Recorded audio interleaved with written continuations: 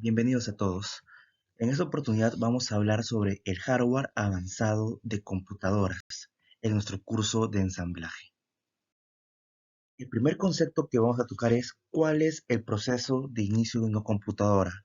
Una vez que nosotros ya conocemos para qué sirve cada componente, ahora vamos a describir cómo es que inicia, cómo es que arranca una computadora haciendo uso de cada uno de esos componentes que nosotros ya conocemos. En la siguiente imagen podemos apreciar que hay un cuadrado, un rectángulo grande, el cual yo estoy llamando que es la placa madre. Sobre esa placa madre podemos ver que hay un elemento que es la fuente y el botón de encendido. Y dentro de toda esta placa están todos los componentes que ya conocemos y hemos estudiado sobre la computadora. Y procederemos a describir. Primero, les recuerdo que una computadora, cada vez que esté enchufada, pero no esté encendida, eso quiere decir que esté apagada, la fuente de todas formas sigue suministrando una cierta cantidad de voltaje o de energía a esta placa madre. Entonces, al momento que nosotros presionamos el botón de encendido, este botón lo que hace es, haciendo uso de ya una cierta energía que hay sobre esta placa, le da una señal a la placa y la placa le da la señal a la fuente. Y con esta señal, la orden viene a ser, alimenta por completo toda la placa, alimenta por completo todos los componentes. Una vez que se apretó ese botón de encendido, la placa dio la orden a la fuente y la fuente ya ha dado energía a todos los componentes que están instalados, despierta la mente, despierta el cerebro, el cual es el procesador.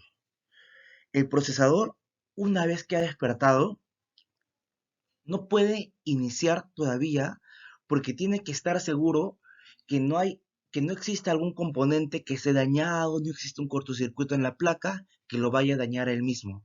Recuerde que el procesador es el cerebro, la mente, y es un elemento fundamental y realmente importante, y que la placa lo cuida, es protegido. Entonces, cuando llegó la energía, el procesador despertó o encendió.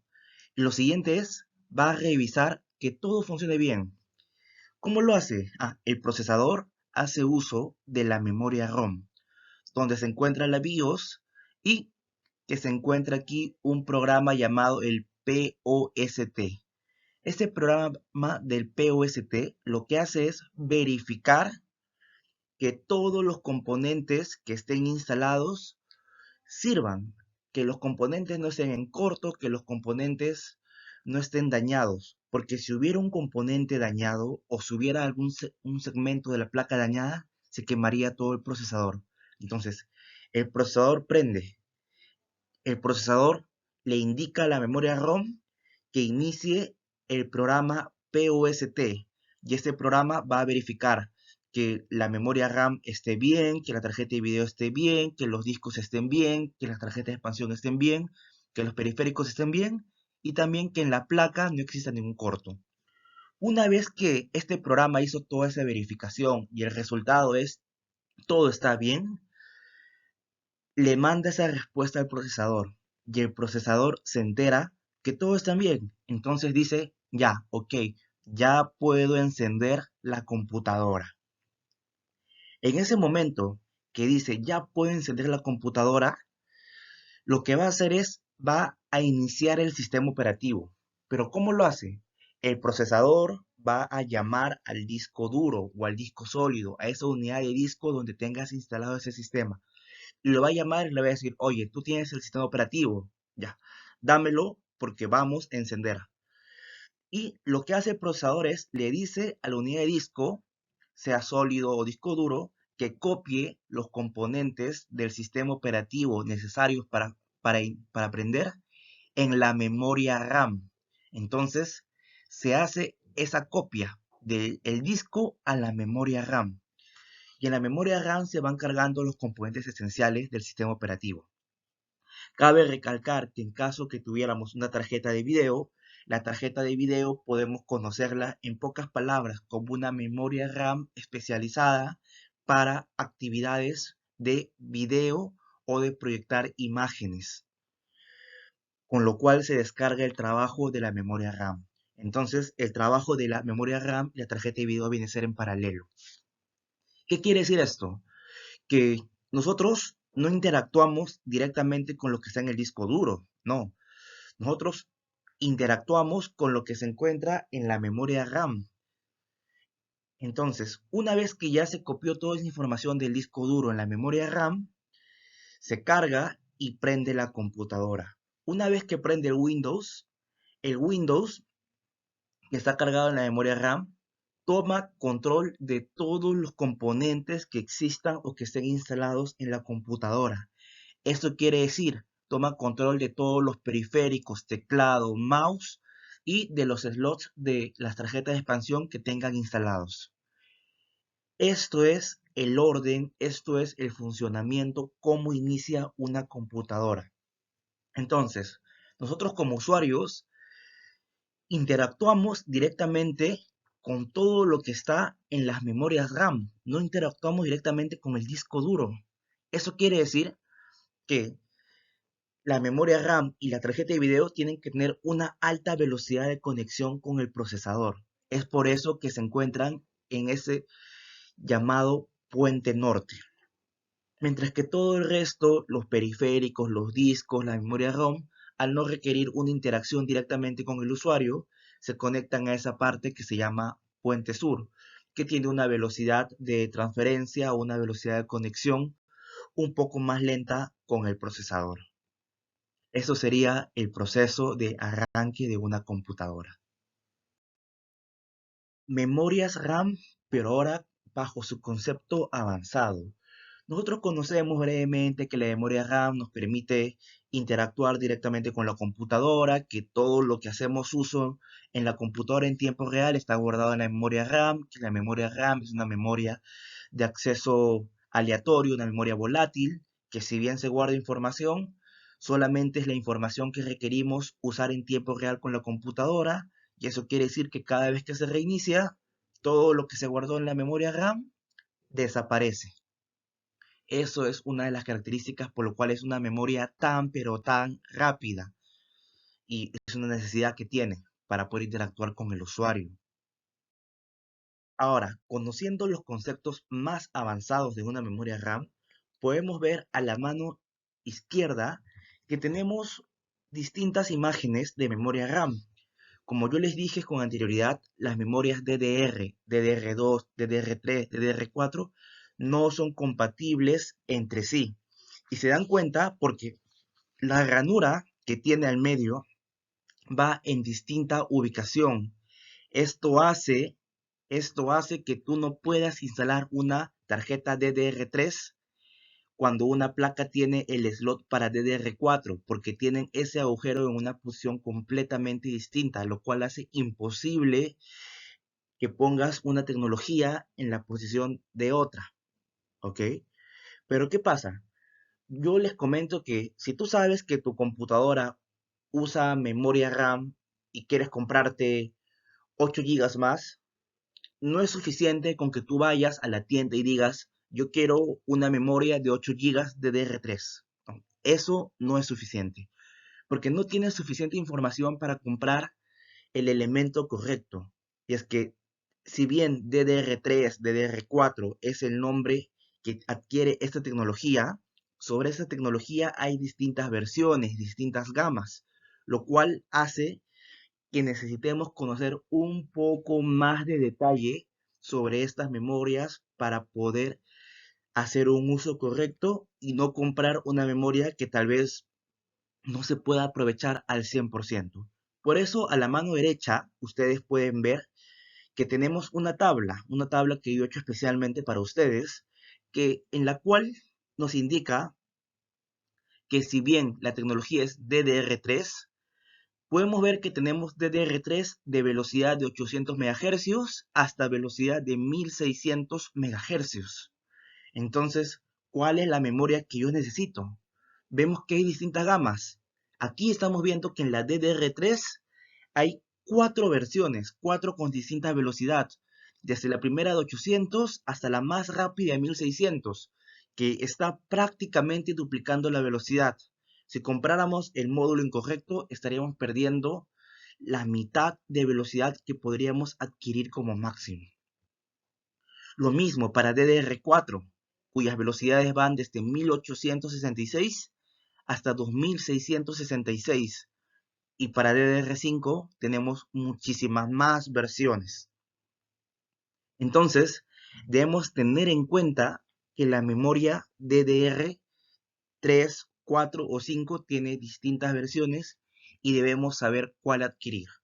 Por lo general, yo digo esto. Si tú ya tienes instalada una memoria RAM y quieres instalar una segunda, entonces deberías comprarte esta segunda de la misma velocidad de la cual tú ya tienes. ¿Ok? Imaginemos, la primera memoria RAM que tienes es de velocidad, es DDR3, 1333. ¿Ya? Si tú te compras otra 1333, ambas van a trabajar a la misma velocidad. Pero si tú te compras una segunda memoria RAM DDR3 1600, pero la primera que tenías instalada es 1333, esta segunda que estás instalando se va a ver forzada a trabajar a la velocidad de la otra. Así que ambas trabajarían a 1333. Lo mismo, si tú ya tienes instalada una DDR3 1333 y tú instalas una de 800, entonces la primera que tenías que era rápida va a bajar su velocidad. Entonces tenemos que tener esto en cuenta para evitar perjudicar la velocidad de nuestra computadora. Porque si bien mayor cantidad de memoria RAM te permite tener mayor cantidad de programas abiertos, hacer distintas tareas, hacer multitasking, como se llama, el bajar la velocidad de la memoria te afecta en la experiencia al usuario. Pero igual, en la siguiente diapositiva vamos a ir estudiando un poco más sobre estas memorias. Ya conocemos esa gran diferencia entre cada módulo de memoria y sus características, pero también tenemos que tener en cuenta que las memorias RAM pueden venir con factor de forma DIMM o SODIMM.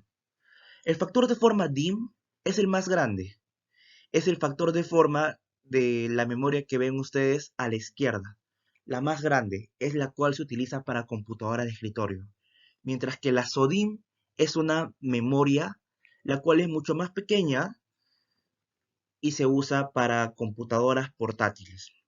Ahora, aquí yo quiero recalcar que ustedes conocen que en una placa, en una computadora de escritorio, la memoria RAM entra parada, entra en forma vertical hacia la placa. Eso es la memoria DIMM en una placa madre para computadora de escritorio. Mientras que la memoria SODIMM, que es esta más pequeña, no puede entrar parada en una laptop, porque las laptops son muy delgadas. Estas entran en una forma diagonal y vienen y se instalan casi pegadas a la placa. Ahora, quisiera recalcar porque yo digo siempre, los televisores también tienen memoria RAM, los celulares también tienen memoria RAM, pero no los tienen como tarjetas. Estos dispositivos, a pesar que no se muestre en esa diapositiva, esos dispositivos tienen memoria RAM, pero que se encuentra soldada directamente a su placa. El último concepto que vamos a hablar sobre memoria RAM es el famoso Dual Channel y cómo es que esto funciona. Tengamos esto en mente. He hecho una gráfica la cual se encuentra en la mano derecha, en la cual ustedes pueden ver el procesador y 4 slots de memoria RAM. Por lo general, las placas madre de una computadora de escritorio tienen unos 4 slots de memoria RAM. ¿Qué sucede? Nosotros tenemos en mente y siempre recordamos que nos dicen, si vas a instalar una memoria RAM, tienes que dejar un espacio, pero no te dicen el por qué, no te detallan cuál es la razón, y en ese momento lo vamos a ver. ¿Qué sucede? Cuando tú tienes 4 slots de memoria RAM, Realmente tú lo que tienes son dos módulos, el verde y el amarillo. ¿Qué sucede? Los dos primeros del verde comparten la pista del circuito electrónico de la placa hacia el procesador. Y los dos amarillos igual comparten la pista. Entonces, ¿qué tenemos? Que el verde y el amarillo llegan por caminos distintos hacia el procesador. Ahora, si llegan por caminos distintos, ¿qué quiere decir? Si yo instalo una memoria RAM en un módulo que es verde y mi segunda memoria RAM la instalo también en el módulo que es verde, ambas memorias comparten la velocidad de ese camino. Entonces, si yo tengo dos memorias, imaginemos DDR3 de 800 MHz y, y pongo estas dos DDR3 de 800 MHz en el slot verde, lo único que va a hacer es va a sumar la cantidad de memoria. Si cada una era de 8, ahora tendré 8 más 8, 16. Pero la velocidad va a seguir siendo 800 MHz. ¿Qué quiere decir? Ante el usuario, él va a poder seguir trabajando con mayor cantidad de aplicaciones, todo, pero la experiencia de la fluidez del trabajo del usuario no se va a ver mejorado a nivel de rendimiento. Ahora, pero si yo esta segunda memoria lo hubiera puesto en un slot amarillo, tendría una de 8 GHz, 8 GHz y 800 MHz en el verde y otra de 8 GHz, 800 MHz en el amarillo. Y si se fijan, cada una va por distinto camino. Lo primero, 8 más 8, tengo 16 gigas. Entonces, tengo lo mismo que en el caso anterior. Pero ¿qué pasa? Como cada una está yendo por un camino de estas líneas rojas, esas pistas de cobre que están en la placa, ¿qué hace? Que cada una va con una velocidad de 800, una velocidad dedicada de 800. Esto se llama dual channel. Como cada una va con 800 y ambas pueden trabajar en paralelo, ahora tú tendrías 16 gigabits, pero ya no a 800 MHz como el caso anterior. Ahora tendrías 16 gigabits a 1600 MHz. Entonces has duplicado la velocidad en la cual la memoria RAM se comunica con el procesador. A esto se le llama dual channel y esto mejora mucho la experiencia del usuario. Hablando sobre los discos, nosotros ya conocemos que los discos son esas unidades de almacenamiento donde vamos a guardar nuestra información.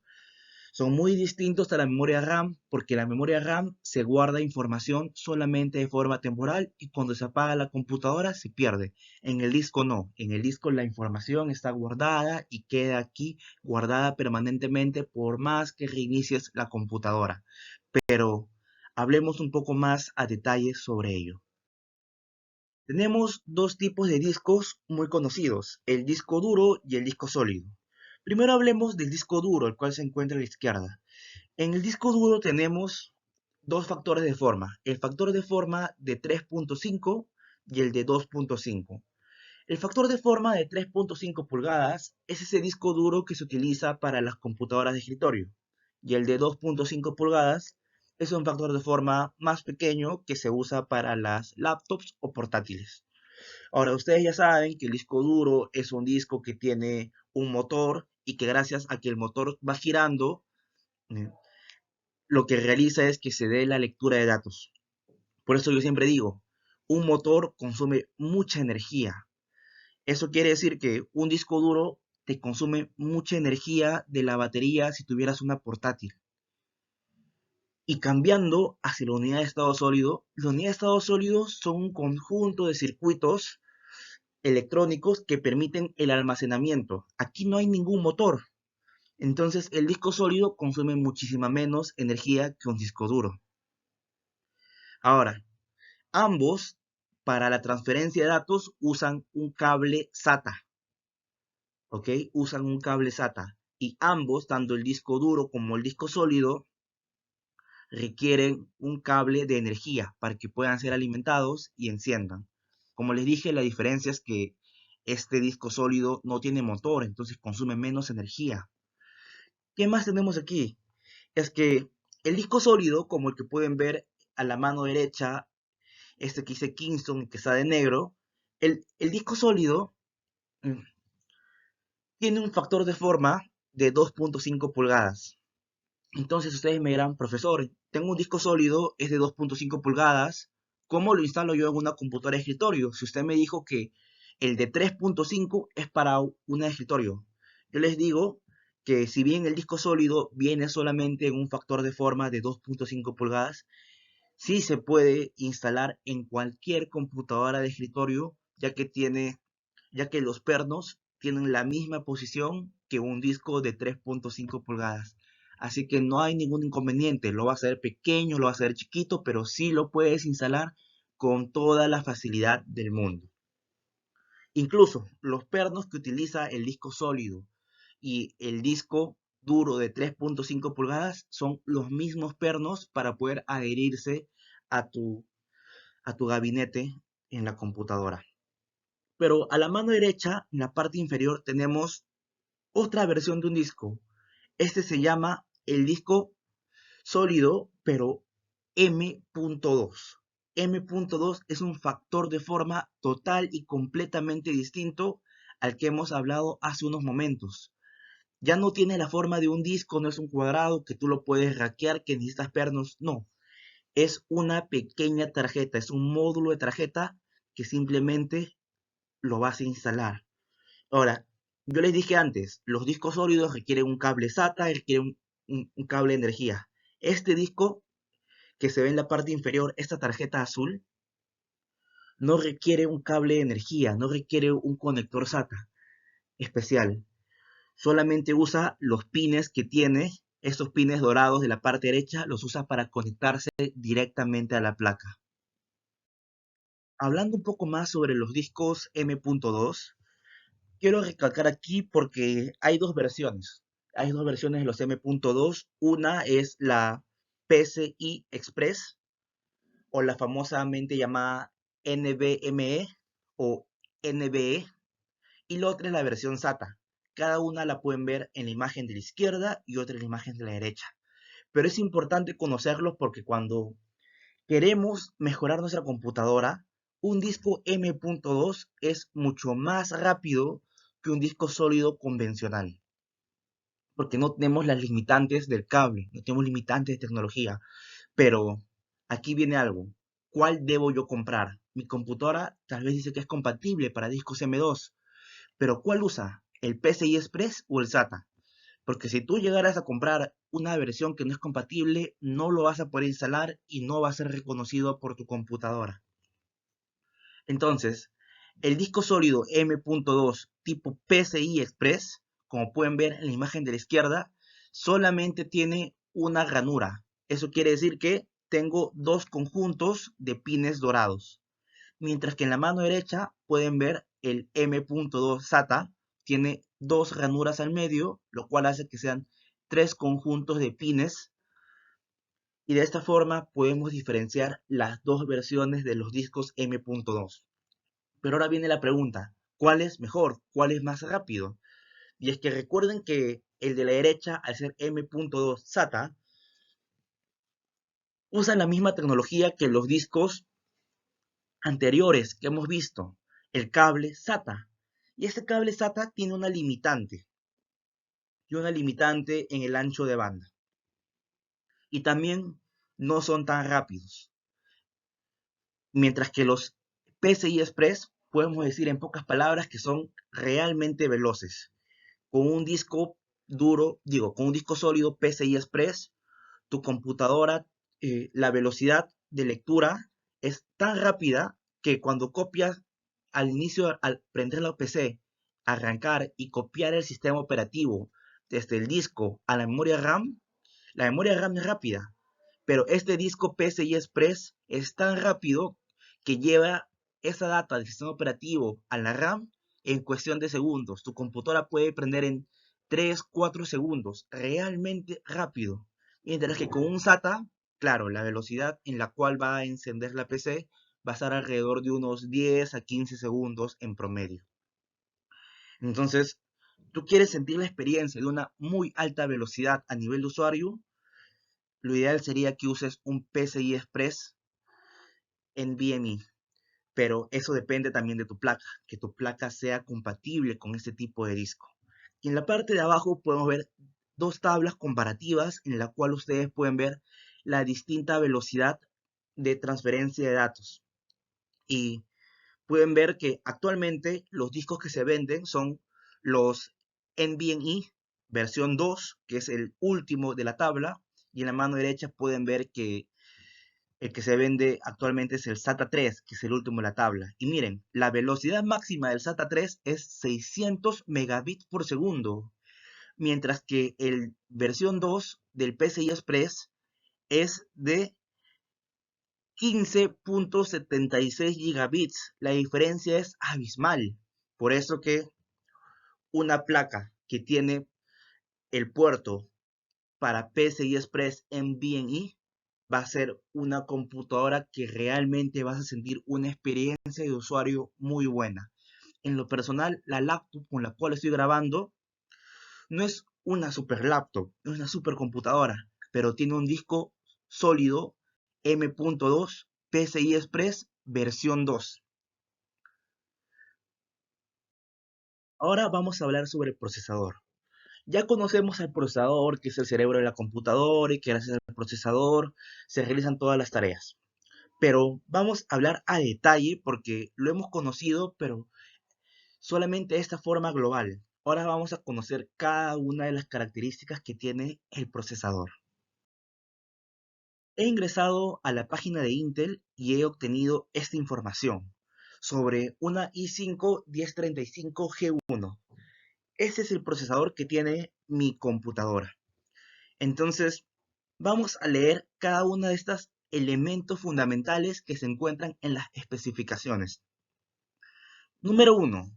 Vamos a ver que Intel nos habla sobre algo llamado litografía. Y aquí dice 10 nanómetros.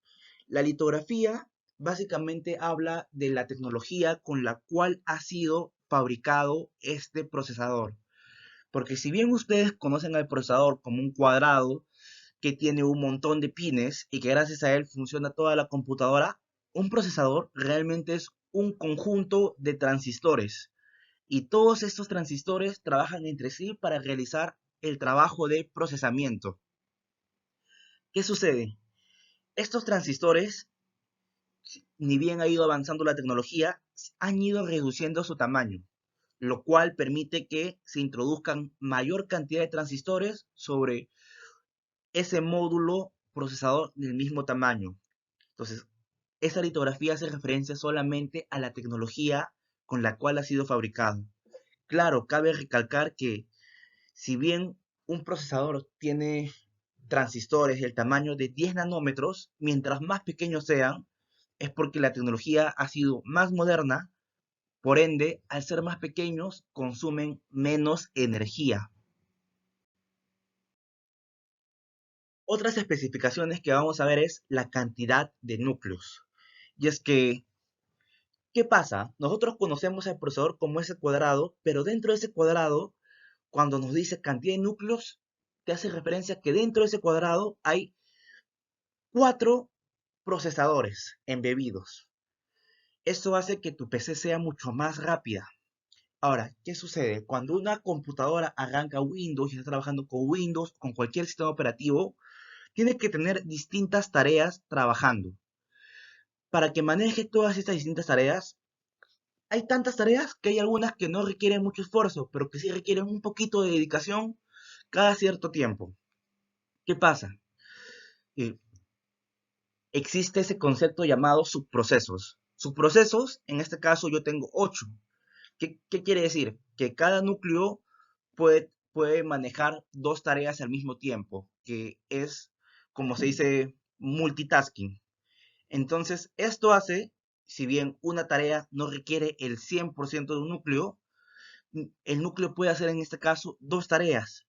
Y para estos procesos que una computadora tiene, ustedes pueden abrir el administrador de tareas y van a ver un montón de procesos, va a hacer que tu computadora se sienta muchísimo más rápida. Por eso que es una gran ventaja tener esta cantidad de subprocesos o como algunos les llaman hilos. La frecuencia turbo y la frecuencia básica, ¿qué sucede? Yo tengo una laptop. Entonces, al ser una laptop, está bien marcado esta diferencia entre la frecuencia básica y la frecuencia turbo. Eso es, mi PC, normalmente, cuando yo no hago mucho esfuerzo, puede ser el caso mientras estoy grabando este video, va a trabajar el procesador con una velocidad de 1 GHz. 1 GHz es una velocidad muy lenta, la verdad. Pero ¿qué pasa? Cuando yo quiera hacer un uso más exhaustivo de mi PC, este procesador puede aumentar su velocidad hasta 3.6 GHz. Y esto lo va a hacer automático en base al uso que yo esté haciendo de esta computadora. Entonces, está marcada esa diferencia. Y esa diferencia es muy marcada entre la frecuencia básica y la turbo, sobre todo en el caso de computadoras portátiles. Y esto sucede que si mi portátil siempre estuviera trabajando a la frecuencia turbo máxima, mi computadora se estaría calentando. Y eso haría que el procesador use más energía y a la vez, al usar más energía, disipa más calor y requiere que el ventilador esté girando con más fuerza. El ventilador es un motor, hace que se gaste la batería más rápido. Por eso, para optimizar, trabaja de esta forma. La memoria caché, la memoria caché, hablando de ella, es una memoria indispensable y fundamental para el procesador. Es una memoria que se encuentra dentro de este chip del procesador. Y esta memoria lo que hace es lo siguiente. El procesador, si bien tiene tantos pines, cuando va a hacer una tarea, envía pulsos, envía señales en esos pines en cierto orden. Entonces, si esa tarea que tú estás ejecutando es repetitiva, esta, todo esto que pensó para saber cómo enviar estos pulsos, lo va a guardar en la memoria caché. Y la próxima vez ya no va a pensar cómo realizar esa acción, sino que simplemente va a buscar en su memoria caché, lo va a coger y lo va a replicar. Porque ya sabe cómo se hace y es algo tan repetitivo que no merece que se esté volviendo a pensar tantas veces porque esto también consume mucho procesamiento. Entonces, la memoria caché le ayuda de esa forma al procesador, pero la memoria caché no puede ser tan grande, porque si fuera muy grande, el procesador se demoraría muchísimo en poder encontrar este orden, esta secuencia para poder ejecutar una acción. Y si se demora mucho en encontrarlo, mejor el procesador mismo lo vuelve a pensar en cómo se ejecuta. Por eso que nunca van a haber cachés tan grandes, no van a haber cachés de 20 megas, 50 megas, 100 megas, no. Ustedes van a ver cachés en el orden de los megabits o de los kilobits. La velocidad del bus hace referencia solamente a la velocidad de transferencia que tiene el procesador junto con la placa. El TDP es el consumo de energía que tiene el procesador. El incremento de TDP configurable es qué tanta energía le podemos aumentar al procesador para forzarlo para que use mayor, mayor procesamiento. Y el descenso simplemente cuánto le podemos reducir para que no consuma tanta energía porque tal vez en tu portátil no haces un uso tan exhaustivo. Ahora, aquí tenemos una información que he obtenido de una PC de la marca, bueno, de un procesador de la marca AMD, en este caso un Ryzen 5 Pro 3500U. Y en esencial, lo único que quiero recalcar aquí es de la memoria caché, porque yo les dije que la caché es realmente importante. Y en este caso, este procesador, cuando tú lo compras, te dice que tienes una caché de 6 megas. Pero 6 megas también es grande. Y tal vez en Intel no se ve ese detalle, pero aquí en AMD sí se ve. Y es que en AMD ustedes ven que tiene la caché L1, la L2 y la L3. ¿Qué sucede? Simplemente son como distintas librerías. El procesador lo primero que va a hacer es, cuando repite mucho una acción, esa acción la va a guardar en la caché L1 para que la próxima vez la coja. Y como la L1 es chiquita, simplemente no se demora mucho tiempo en encontrarla. La coge y la replica. Si la acción no es algo replicado tan constantemente, se guarda en la caché L2 y si tampoco lo es tanto, se guarda en la L3. Este es el orden en el cual hace uso este cerebro llamado procesador de sus memorias caché. Por eso van a haber computadoras que tienen hasta 3 niveles de caché.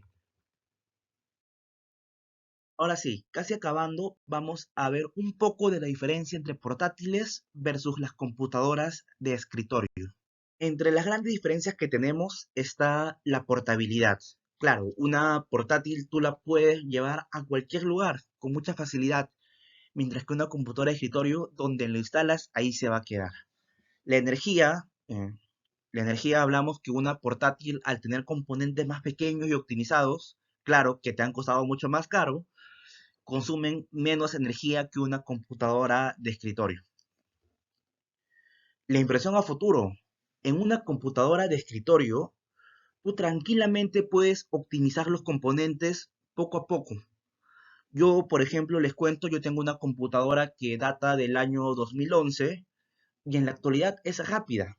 Yo he agregado componentes, he cambiado, he agregado tarjetas y esta computadora se ha vuelto rápida, casi tan rápida como esta computadora que tiene alrededor de 2 años. Digo, como esa laptop que tiene alrededor de 2 años. O sea, una del 2011 de escritorio comparada con una portátil de hace 2 años. Miren la diferencia. Una de hace 12 años con una de hace 2 años con una velocidad muy similar. Y es que en una computadora de escritorio tú puedes ver que es una inversión a futuro. Tú lo puedes ir mejorando, actualizando componentes. ¿Qué he hecho yo con mi computadora de escritorio? Fácil. Con el pasar del tiempo, yo le agregué, hace muchos años, le agregué una tarjeta de video. No le agregué memoria RAM. Esta tenía al inicio, era una i5 de segunda generación con 4 gigas de RAM. Con el pasar del tiempo, ¿qué hice? Ah, ya.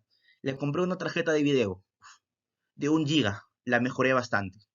Con el pasar del tiempo, ¿qué hice? Ah, le agregué 4 gigas más de memoria RAM. Ya tenía 8. ¿Qué pasó con el pasar del tiempo? Ahora yo cambié el disco duro, lo cambié por un disco sólido. Uy, mucho más rápido. Y ahora con la llegada del Windows 11, los 8 gigas de RAM no son suficientes. Agregué un slot más de memoria RAM de 8 gigas más. Entonces, yo tengo una portátil que tiene un disco sólido, tiene 16 gigas de RAM y tarjeta de video de 1 giga. No es tan rápida como esta, pero está muy similar, está alrededor de un 90% de la velocidad de esta. Y es que también influye bastante el procesador. Recuerden que hemos hablado un poco antes que en una portátil el procesador tiene bien marcado la frecuencia base con la frecuencia máxima. Entonces, en una computadora de escritorio, como no hay mucho problema con el consumo de energía, con el calor, con esa disipación de calor, esto hace, esto hace que la computadora de escritorio, su procesador, normalmente, al ser la misma gama que una portátil, tengan una velocidad muy similar. Por eso, una computadora de escritorio se puede ver como una inversión a futuro, algo que se puede ir mejorando. Y como les acabo de mencionar, la disipación de calor. Una portátil, cuando tú haces un uso exhaustivo de ella, se va a calentar, porque estás haciendo uso del procesador en su máxima frecuencia de reloj. Y esto hace que el procesador, al estar pensando, se caliente. Al calentarse, se mueve el ventilador.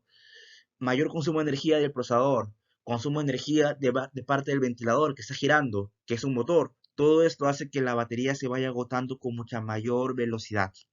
Entonces, estas son las diferencias esenciales entre un portátil y una computadora de escritorio.